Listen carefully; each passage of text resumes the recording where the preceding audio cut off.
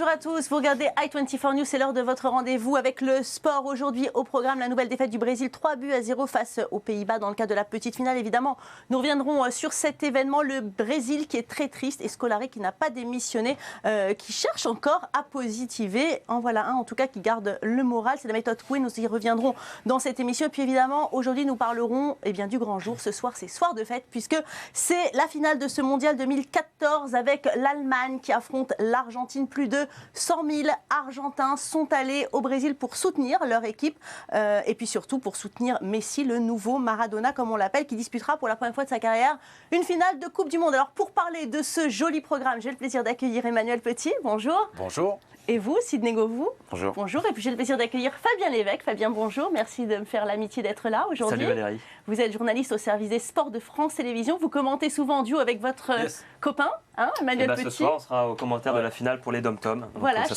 chez nos collègues de France O. Merci de nous faire l'amitié d'être là aujourd'hui. Et puis Caroline Delage. Caroline, bonjour. Vous venez juste de Jérusalem puisque vous êtes journaliste de politique internationale, mais vous n'avez rien raté de ce mondial. Non, parce qu'on regarde aussi la Coupe du Monde là-bas malgré la situation. Allez, on en parle tout de suite. On commence par cette petite finale.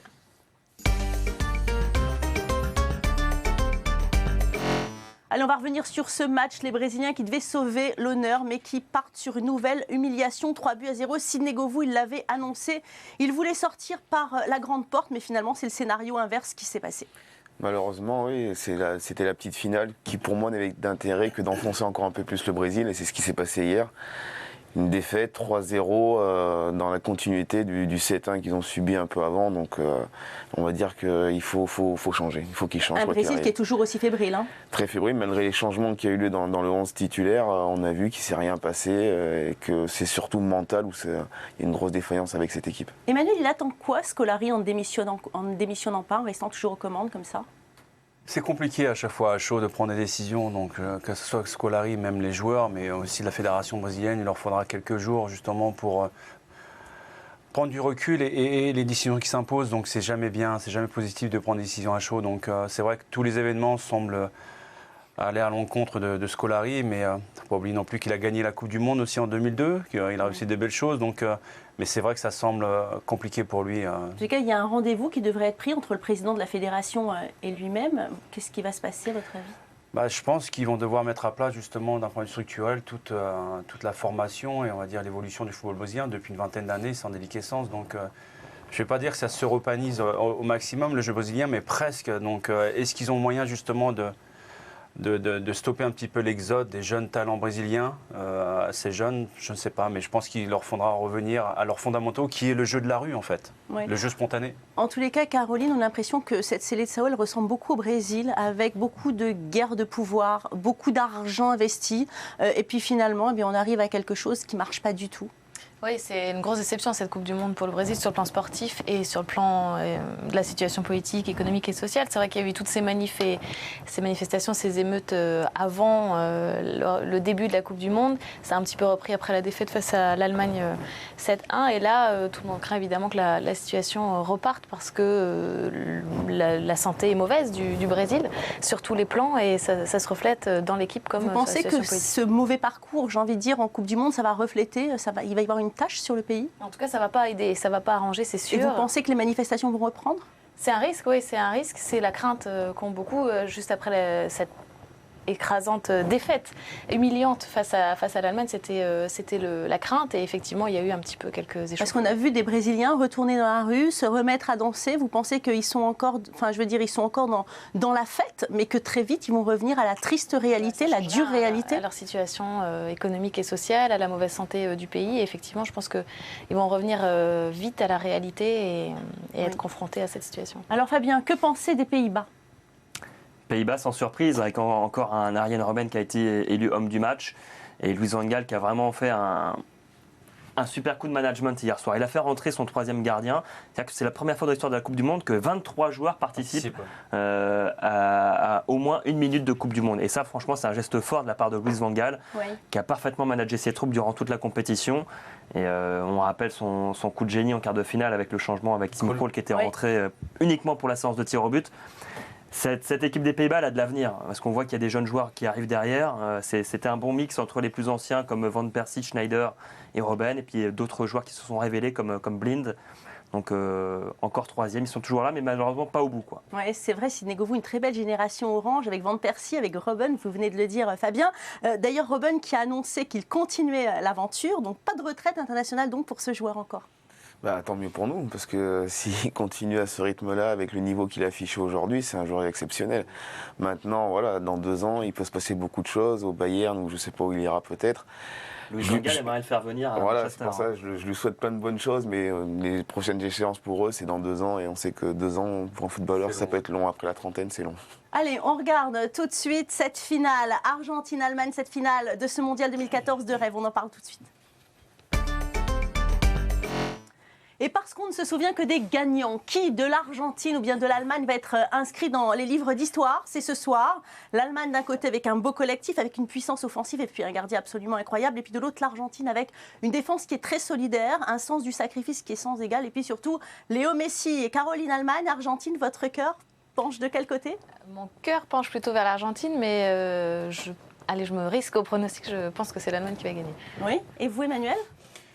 La même chose, ça sera un score à mon avis étriqué parce qu'il n'y a jamais de gros score fleuve, hormis en 98. Non, je rigole. non, très sérieusement, il n'y a pas de gros score en finale traditionnellement. Donc moi je pense que la logique voudrait que ça soit quelque part l'Allemagne, puisque ça fait 8 ans qu'ils jouent ensemble quasiment. Ils échouent à chaque fois à une marche, voire 2 matchs justement du titre suprême. Donc s'il y a une logique vraiment, ça devrait être la concrétisation justement de cette très belle génération. C'est leur dernière chance d'ailleurs de gagner un trophée ensemble. Donc d'un côté on a la balance, on a Messi. Est-ce que ça sera l'avènement de Messi? Parce que ça fait longtemps qu'on l'attend justement, qu'il arrive au panthéon des très très grands joueurs avec ce titre mondial. Mais je pense que collectivement il y a... Oui, alors on l'a bien compris, donc l'Allemagne qui est favorite, Sidney Govou. Quelles sont les principales motivations alors pour les Argentins pour y croire encore? Une finale de Coupe du Monde, il n'y a pas besoin de plus pour être motivé. Et il y a surtout Messi, ce joueur qui, avec son talent, avec tout ce qu'il a pu gagner en Europe, quelque part on a envie de dire mérite de gagner au niveau mondial. Donc il sait que c'est le moment ou jamais. Est-ce que ce sera ce soir? C'est tout ce qu'on peut lui souhaiter. Et d'un autre côté, il y a l'Allemagne qui pour moi est la meilleure équipe de cette Coupe du Monde, qui mérite aussi de gagner. Donc j'ai envie de dire que le meilleur gagne. Alors Fabien, on a vu quand même des Allemands, comme vous l'avez dit tout à l'heure, Caroline, infliger une cinglante défaite aux Brésiliens en demi-finale 7-1. Vous ne pensez pas qu'ils vont être trop confiants ce soir sur le terrain? Non, je ne pense pas honnêtement. Justement, c'est de la confiance qui est emmagasinée. Ils arrivent ici en pleine bourre en finale. Mais attention à l'Argentine, parce que cette équipe d'Argentine, elle n'a pas encaissé le moindre but en 8e, en quart et en demi. C'est une équipe qui sait faire déjouer son adversaire. Donc moi, je me méfie. C'est vrai que tout le monde dit l'Allemagne grande favorite. Mais ça ne sera pas facile pour l'Allemagne ce soir face à l'Argentine. Ils ont des motifs d'espoir, les Argentins? Motif d'espoir, c'est Lionel. But, mais on ne marque pas non plus des tonnes. Hein, donc, Elle ne fait pas rêver cette équipe d'Argentine. Mais si Lionel Messi dans un grand jour aujourd'hui, je pense que la clé du match, c'est Messi ce soir. Si Messi dans un grand jour, l'Argentine peut aller soulever la coupe. Mais les Allemands, Sidney Govou, comment vont-ils se préparer alors qu'ils sont tous attendus au tournant finalement? C'est assez hallucinant. Comment vous prépariez-vous lorsque vous étiez à l'OL? Depuis le début de cette Coupe du Monde, ils disent ils vont gagner. Oui. On a pensé que c'était un excès de confiance à l'arrivée. Ça s'avère que non. Ils savaient où ils allaient. Ils sont arrivés en finale. Aujourd'hui, ils veulent gagner. Comment la préparer? Je pense qu'ils ont énormément de confiance. Ils ont beaucoup d'expérience. Donc voilà, régulièrement, ils jouent demi-finale, finale. Là, ils savent que c'est aujourd'hui ou jamais. Donc, à mon avis, ils ont beaucoup de confiance. Ils sont préparés, ils sont armés. Comme vous l'avez dit tout à l'heure, en face, il y a Messi. Si Messi est le grand Messi qu'on a pu avoir ces dernières années... Est-ce que vous pensez, Caroline Delâche, que l'Argentine, finalement, est dans une position plus confortable parce que finalement, ils ont moins de pression sur les épaules? C'est toujours plus facile d'être challenger. Tout repose sur un homme, c'est plus compliqué. L'équipe d'Allemagne, je crois que c'est exactement la même composition que face au Brésil. Elle a fait ses preuves, donc a priori, il devrait être aussi efficace. Mais Messi, est-ce qu'il sera à la hauteur de l'enjeu? C'est vrai qu'il était un peu moins performant ces derniers temps qu'au début de la Coupe du Monde. Donc voilà, c'est une équipe face à un homme, je ne sais pas. C'est très ouvert en tout cas. Alors après ce premier tour de table, nous avons voulu savoir ce que vous, téléspectateurs, vous pensez de cette rencontre. Anaïs Sainte s'est déplacée dans les rues de Paris avec la caméra d'i24 News. Regardez. Et oui Valérie, on va aller prendre la température dans les rues de Paris à quelques heures du coup d'envoi. Allez, suivez-moi, c'est parti. Vous supportez qui? L'Argentine. J'aime beaucoup Lionel Messi, depuis longtemps. Et j'ai pas envie aussi de voir gagner une équipe européenne en Amérique du Sud. Je préfère une équipe locale, donc l'Argentine. Voilà. Plutôt gros favori pour les Allemands quand même, au vu de ce qu'ils ont mis aux Brésiliens. Et puis ça va être un beau match. Je pense que l'Argentine a son mot à dire et que Messi va peut-être prouver qu'il est peut-être le meilleur joueur de tous les temps à l'occasion de cette finale. C'est l'occasion ou jamais pour lui en tout cas de le prouver. Je pense que j'ai pas de préférence. Moi je dis que le meilleur gagne, mais j'ai une petite préférence quand même pour l'Argentine. Allez l'Allemagne, allez Angela, la France est avec vous. Les Allemands, bon ça va, on a vu qu'ils gagnaient tout le temps, maintenant c'est bon quoi. Et en plus, si l'Allemagne gagne, il va avoir 4 titres comme l'Italie et je ne veux pas ça. Et toi, tu supportes qui, l'Allemagne ou l'Argentine, dis-moi? Oula, peut-être que tu supportais le Brésil finalement, non? Oula, je crois qu'il y a un supporter brésilien ici. Germany, strong team.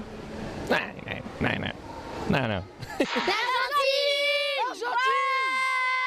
Ça a été un peu compliqué au début, mais on a le meilleur joueur du monde, donc tout est possible. Sincèrement, je pense qu'on en a marre de ces super beaux gosses, blonds, qui boivent de la bière à outrance. Vive l'Argentine, vamos Argentina!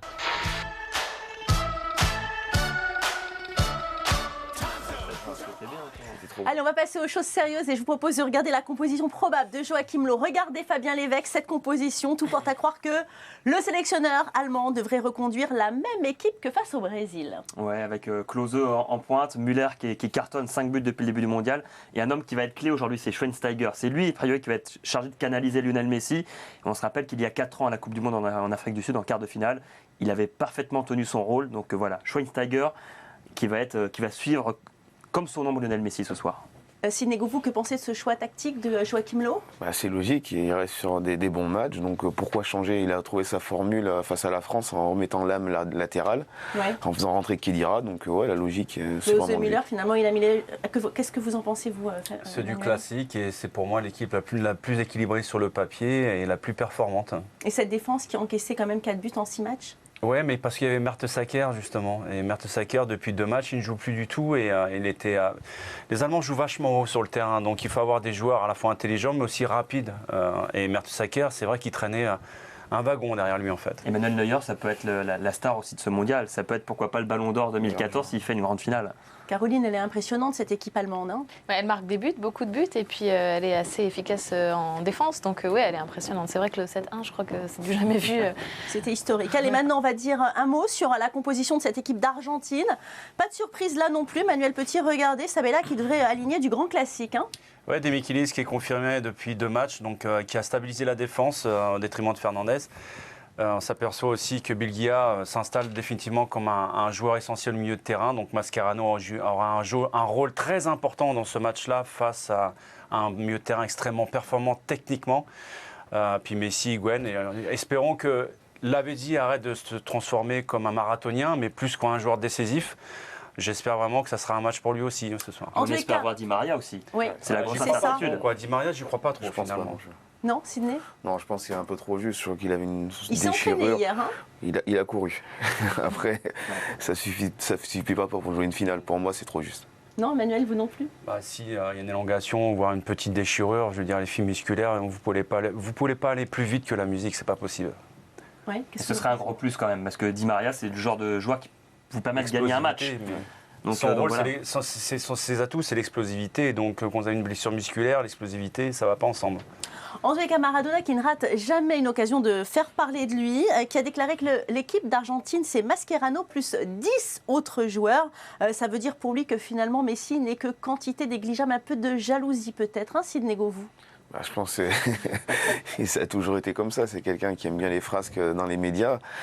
Jaloux, je pense pas, mais bon, il aime bien faire parler de lui. Donc voilà, en ce moment, on parle beaucoup de Messi, de l'Argentine. Il fallait qu'il sorte un petit truc. On compare beaucoup Messi et Maradona, Caroline Delage. Parce qu'il aime pas trop qu'on le compare, qu'on fasse la comparaison entre les deux. Et puis il a peut-être pas envie qu'on gagne sans lui. Enfin, il est partagé sans doute entre son envie que l'Argentine gagne et puis le fait qu'il ne soit plus et qu'il n'ait pas envie qu'il y ait une victoire sans lui. Emmanuel Petit, cette comparaison, vous n'êtes pas trop d'accord, vous? J'ai du mal à comparer des générations, parce que le football, quand l'image de société évolue constamment, mais Au niveau caractère, c'est le jour et la nuit, Messi. Oui, Maradona, c'est l'antithèse de Maradona, Messi. Mais en même temps, moi, on est habitué à des déclarations intempestives comme ça de Maradona.